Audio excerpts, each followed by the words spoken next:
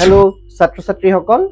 এডুৱেট ক্লাছৰুমলৈ তোমালোকক স্বাগতম জনাইছো আশা কৰো তোমালোক সকলোৱে ভালে আছা ক্লাছ 10 ৰ যিখিনি ষ্টুডেন্ট আছা এতিয়া তোমালোকৰ কিছুমানৰ ইউনিট টেষ্ট হৈ গল কিছুমানৰ ইউনিট টেষ্ট চলি আছে আৰু কিছুমানৰ ইউনিট টেষ্ট এতিয়াও আৰম্ভ হ'বলৈ বাকি আছে হয়তো কালিৰ পৰা ষ্টাৰ্ট হ'ব তে ইউনিট টেষ্ট শেষ হোৱাৰ পিছত তোমালোকৰ সামাৰ ব্ৰেক আছে তাৰ পিছতে লাহেকে আহি পৰিব হাফ ইয়াৰলি এক্সাম তে আমি আজি এডুৱেট টিমে এটা ডিসাইড কৰিছো যে তোমালোকৰ হাফ ইয়াৰলি এক্সামৰ প্ৰিপাৰেচন কেনেকে কৰিব লাগিব কেনেকে লিখিব লাগিব কেনেকে পঢ়িব লাগিব গোটেইখিনি কথা সন্নিবিষ্ট কৰি আমি এটা সিৰিজ ষ্টাৰ্ট কৰিছো আজিৰ পৰা ঠিক আছে এতিয়া কথা হ'ল সিৰিজটো ষ্টাৰ্ট যে কৰিম তাৰ বিহাইণ্ডত মোটিভটো কি যে আজি দেখিছো ভালে কেইটা সেশন লাষ্ট 3-4টা সেশনত স্টুডেন্ট বিলাকে আশানুৰূপ ৰিজাল্ট দেখুৱাব পৰা নাই যেতিয়া আমি ইয়াতে স্টুডেন্ট বিলাকৰ কমেন্ট পাওঁ কিছুমান স্টুডেন্টক আমি যেতিয়া খুধো যে তোমালোকৰ প্ৰিপাৰেচনৰ কথা কোৱা বুজি পোৱা নে নোপোৱা কোৱা তেওঁলোকে কয় আমি বুজি পোৱাত বুজি পাওঁ কিন্তু মাৰ্ক নাপাওঁ অকল ম্যাথছ বুলি নহয় বেলেগ সাবজেক্টতো তেনেকুৱা ধৰণৰ আমি দেখিবলৈ পাইছো এতিয়া বুজি পোৱাত বুজি পাইছে কিন্তু মাৰ্ক নাপায় তাৰ ওপৰত বহুত কেইটা কথা সোমাই আছে কিছুমানৰ প্ৰেক্টিস নাথাকে কিছুমানে নপঢ়ে আৰু কিছুমানে লিখিলেও মাৰ্কটো নাপায় আৰু এই যে লিখিলেও মাৰ্কটো নাপায় তাত ঘটনাটো কি হৈ আছে হয়তো স্টুডেন্ট বিলাকৰে লিখনিটো এনসাৰ ৰাইটিং স্কিলটো ভালদৰে ডেভেলপ হোৱা নাই বা তেনেকুৱা কিবা এটা হ'ব বা কিছুমানে নপঢ়ে তেওঁলোকৰ কথা বেলেগ কিন্তু যিখিনি স্টুডেন্ট তেওঁলোকে অল টাইম আমাৰ লগত কন্টাক্টত থাকে ভিডিও এটা বনালে তেওঁলোকৰ কমেন্ট আহে বা কমিউনিকেটো কৰে আমাৰ লগত তেওঁলোকে কৈছে যে আমিতো পঢ়াত পঢ়ো বা মাক দেউতাকেও কৈছে পঢ়াত ঠিকে পঢ়িছে কিন্তু মাৰ্কটো তেওঁলোকৰ নাহে হয়তো এনসাৰ ৰাইটিং স্কিল তেওঁলোকৰ ঠিকমতে ডেভেলপ হোৱা নাই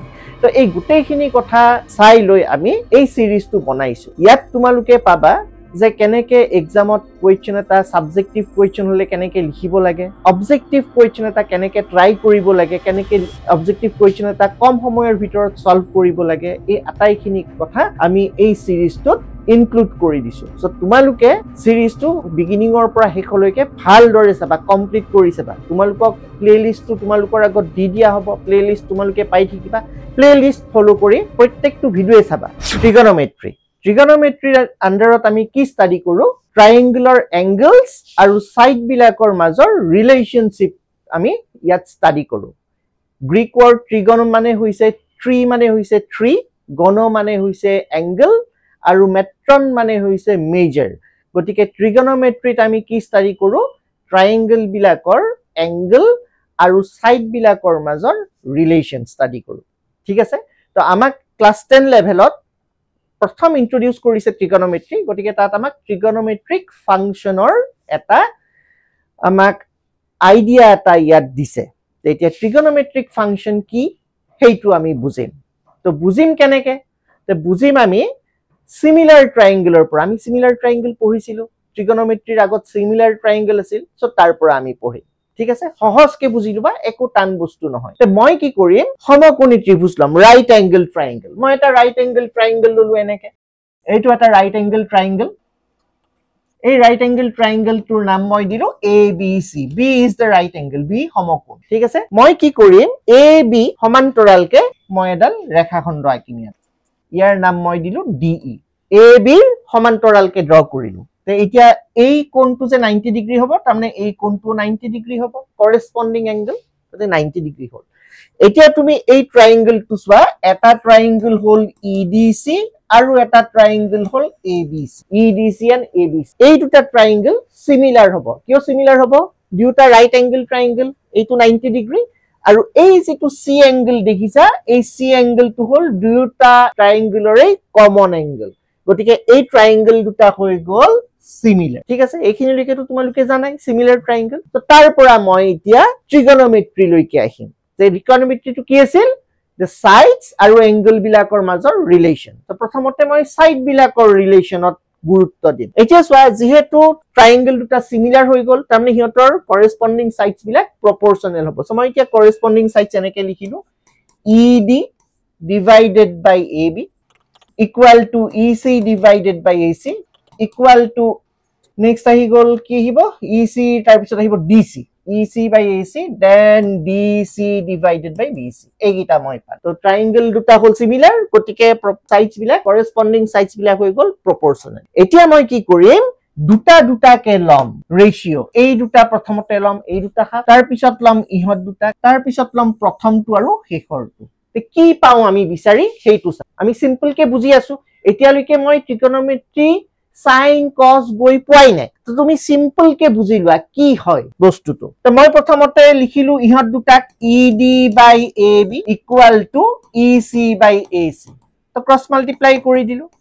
ED divided by EC equal to AB divided by AC মই ক্রস মাল্টিপ্লাই কৰি এনেকে লিখিম ইয়াত এতিয়া মই কি দেখিবলৈ পাইছো তুমি হেইটো অবজাৰ্ভ কৰা কি দেখিছা ইয়াতে ED by EC ED কোনটো হৈ আছে A to ED আৰু EC কোনটো হৈ আছে A to EC কি দেখিছা এই যেটো রাইট অ্যাঙ্গেল ট্রায়াঙ্গেল EDC এই রেশিওটো কি বুজাই আছে পারপেন্ডিকুলার বাই হাইপোটেনিউস বুজাই আছে রাইট ঠিক তেনেকে এইবাৰ তুমি চোৱা AB by AC AB হৈ গল এইটো AB আৰু AC কোনটো হৈ গল এইটো হৈ গল AC তাৰমানে ডাঙৰ ৰাইট এংগল ট্ৰায়াঙ্গেলটো কি বুজাই আছে এই ৰেশিওটোৱে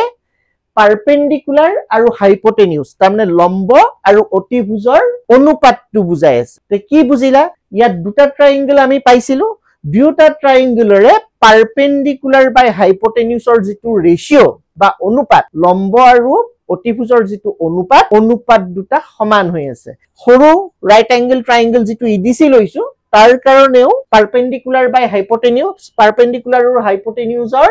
ৰেশিওটো জি পাইছো ডাঙৰ ৰাইট অ্যাঙ্গেল ট্ৰায়াঙ্গেল ABC ৰ কাৰণেও পারপেন্ডিকুলার বাই হাইপোটেনিউস একে পাইছো তো মই যদি ইয়াতে দুটা নলৈ আৰু কিবা কিটামান ট্ৰায়াঙ্গেল লও AB ৰ সমান্তৰালকৈ ৰেখা ড্ৰ কৰি প্ৰত্যেকটো ট্ৰায়াঙ্গেলৰ ক্ষেত্ৰতে কি হ'ব পাৰপেন্ডিকুলাৰ আৰু হাইপোটেনিউস তাৰমানে লম্ব আৰু অতিভুজৰ অনুপাত বিলাক সমান হ'ব তে এইটো হৈ গল এটা স্পেশাল ৰেশিও এই স্পেশাল ৰেশিও গেটা আমি স্টাডি কৰো ট্ৰিগনোমেট্ৰি তে কি দেখিলা সাইড বিলাকৰ সম্বন্ধ অনুপাতৰ থুৰে আমি সাইড দুটাৰ মাজত সম্বন্ধ এটা লৈছো তো এইটো হৈ গল সাইড দুটাৰ মাজত এটা সম্বন্ধ ঠিক আছে এতিয়া তুমি মনত ৰাখিবা এনেকে যে ই হৈ গল পাৰপেন্ডিকুলাৰ মই বি লিখিলো আৰু AC মানে হৈ গল হাইপোটেনিউস অতিভুজ মই H লিখিলো এতিয়া এই অনুপাত কেইটাৰ যদি মই ৰেচিপ্ৰকেল লও প্ৰতিক্ৰম লও তেতিয়া কেনেকৈ লিখিব পাৰিম যে ডিনোমিনেটৰ টু নিউমাৰেটৰত লিখিলো নিউমাৰেটৰ টু ডিনোমিনেটৰত তে লিখাৰ লগে লগে ই এবাৰ হৈ যাব অতিভুজ আৰু পাৰপেন্ডিকুলাৰৰ অতিভুজ আৰু লম্বৰ অনুপাত হাইপোটেনিউস আৰু পাৰপেন্ডিকুলাৰৰ ৰেশিও ইহত দুটা এটা আনটোৰ ৰেচিপ্ৰকেল হৈ গল তে ই এটা হৈ গল আমাৰ স্পেশাল ৰেশিও ঠিক আছে ঠিক তেনেকে মই প্ৰথম দুটাৰ পৰা এইখিনি পালো গম পালা এতিয়া তুমি কি কৰিবা সেকেন্ড আৰু থাৰ্ড ৰিলেশনটো বাস এই দুটা ৰিলেশন লোৱা এই ৰিলেশন দুটাৰ পৰা আমি কি বিচাৰি পাম এতিয়া চোৱা এবাৰ মই ইয়াত লৈছো EC by AC is equal to DC by BC আগৰ নিচিনাকৈ মই ক্ৰস মাল্টিপ্লাই কৰি এনেকুৱা ধৰণে লিখিলো BC by AC এতিয়া কি দেখিলা ইয়াতে এখিনি আতৰাই দিলো DC by EC DC কি হৈ আছে যেটো সৰু ৰাইট এংগেল ট্ৰায়াঙ্গেল পাইছিলে EDC তাৰ ভূমি আৰু EC কি হৈ আছে EDC ৰাইট এংগেল ট্ৰায়াঙ্গেলৰ অতিভুজ তাৰমানে বেস ইজ টু হাইপোটেনিউস গতিকে বেস ইজ টু হাইপোটেনিউস ই এটা হৈ গল স্পেশাল ৰেশিও ঠিক তেনেকে BC by AC তে ডাঙৰ ৰাইট এংগেল ট্ৰায়াঙ্গেলটোৰ ক্ষেত্ৰত সোৱা BC মানে ভূমি আৰু AC মানে অতিভুজ তাৰমানে বেস ইজ টু হাইপোটেনিউস তো ই এটা হৈ গল আমাৰ স্পেশাল ৰেশিও তো ইয়াক আমি কেনেকৈ লিখিম ইয়াত লিখিলো বেস B ফৰ বেস লিখিলো ভূমি H for hypotenuse অতিভুজ লিখি ইয়াৰ যেতিয়া মই ৰেচিপ্ৰকেল লম এনেকৈ হ'ব EC by DC is equal to AC by BC তো ইয়াক মই তেতিয়া লিখিম H divided by B H divided by B তো এই দুটা হৈ গল স্পেশাল ৰেশিও এইকিটাক আমি স্টাডি কৰিম ট্ৰিগনোমেট্ৰি সো আহিছে ৰিলেশন টু সিমিলাৰ ট্ৰায়াঙ্গেলৰ পৰা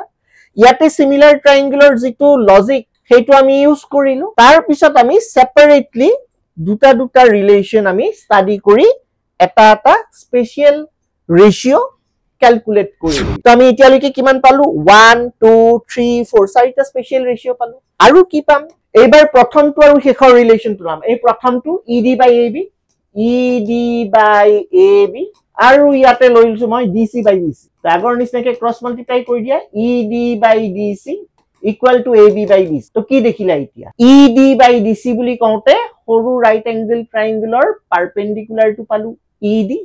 DC বুলি কওঁতে এই EDC ৰাইট এংগেলৰ ভূমিটো পালো তাৰমানে এটো কিহৰ অনুপাত হল লম্ব আৰু ভূমিৰ অনুপাত ঠিক তেনেকে AB by BC বুলি যেতিয়া কম এতিয়া ডাঙৰ ৰাইট এংগল ট্ৰায়াঙ্গলছ টো দেখিছা ABC AB বুলি কওঁতে হৈ গল লম্ব BC বুলি কওঁতে হৈ গল ভূমি তাৰমানে দুটাই কি হৈছে লম্ব আৰু ভূমিৰ অনুপাত তাৰমানে দুটা ত্ৰিভুজৰ ক্ষেত্ৰত কি দেখিছা লম্ব আৰু ভূমিৰ অনুপাত ইকুৱেল হৈছে তো ইয়াত মই আৰু যিমান ট্ৰায়াঙ্গল ৰাইট এংগল ট্ৰায়াঙ্গল ড্ৰ কৰিম সব বিলাক ৰাইট এংগল ট্ৰায়াঙ্গলৰ ক্ষেত্ৰত কি হ'ব লম্ব আৰু ভূমিৰ অনুপাত লম্ব আৰু অতিভুজৰ অনুপাত ভূমি আৰু অতিভুজৰ অনুপাত আটাইবিলাক অনুপাত ইকুৱেল হ'ব ঠিক আছে এতিয়া কথা হ'ল এইটো আমি পালো কিমান এতিয়া যে বেস ED মানে হৈ গল পারপেন্ডিকুলার তাৰমানে লম্ব আৰু DC মানে হৈ গল ভূমি তাৰমানে বেস ইয়াকে মই ৰেচিপ্ৰকেল ললে এনেকুৱা হ'ব DC by ED equal to BC by AD তাৰমানে ইয়াতে হৈ গল B by আমি কিমানটা পালো স্পেশাল ৰেশিও এইটো এটা 2 3 4 5 and 6 এই 6 ৰেশিও আমি কওঁ ট্ৰিগনোমেট্ৰিক ৰেশিও এই ছটা ৰেশিও আমি ট্ৰিগনোমেট্ৰিক ৰেশিও বুলি কম এই ৰেশিওটো p by h সে দেখিছা ইয়াক নাম দিয়া হৈছে sine full form SINE sine তাৰ পিছত বেস বাই হাইপোটেনিউস এইটো যে দেখিছা ইয়াৰ নাম হৈছে কোসাইন তাৰ পিছত দেখিছা পাৰপেন্ডিকুলাৰ বেস ইয়াৰ নাম হৈ গৈছে টেনজেন্ট তাৰ পিছত হৈ গল বেস বাই পাৰপেন্ডিকুলাৰ এইটো ৰেশিওৰ নাম হৈছে কোটেনজেন্ট তাৰ নেক্সট আহি গল hypotenuse by base ইয়াৰ নাম হৈ গল সেকেন্ড আৰু এই যেটো পালো hypotenuse by perpendicular ইয়াৰ নাম হৈ গল কোসেকেন্ড তো আমি ট্ৰিগনোমেট্ৰি স্টাডি কৰিলে ছটা ট্ৰিগনোমেট্ৰিক ৰেশিও পাও সেই ৰেশিও ছটা হল এই ছটা sin cosine tangent cotangent secant and cosecant তো এনেকুৱা ধৰণে আমাৰ ট্ৰিগনোমেট্ৰিক ৰেশিও গিটা আহিছে ঠিক আছে ইয়াৰ পিছৰখিনি আমি নেক্সট ভিডিওটোত লম আমি অলপ সময় কৰিম কাৰণ তোমালোকৰ পঢ়া শুনা বেলেগ আছে যদি বেছি যাতে তোমালোকৰ টাইম খৰচ নহয় আৰু স্মাৰ্ট ষ্টাডি যাতে হয় তোমালোকৰ তাৰ কাৰণে আমি অলপকে ভিডিও গিটা বনাই গৈ আছো ঠিক আছে আৰু তোমালোকে এনেকুৱা ধৰণে আৰু বস্তুবিলাক পাই থাকিবা খালি এডুৱেট চেনেলটো তোমালোকে জয়েন কৰিব পাহৰি নাযাবা এডুৱেট চেনেলটো সাবস্ক্ৰাইব কৰিবা তাত গোটেইখিনি বস্তু পাই যাবা এই কথাখিনি তোমালোকৰ বুজি এতিয়া কেনেকুৱা লাগিল এনেকে তুমি বুজিছিলা নে যে কেনেকে হিল ট্ৰিগনোমেট্ৰিক ৰেশিও গিটা কমেন্ট সেকশনত জনাবা আৰু নেক্সট ভিডিওত আমি আকৌ লগ পাম ঠিক আছে অল দা বেষ্ট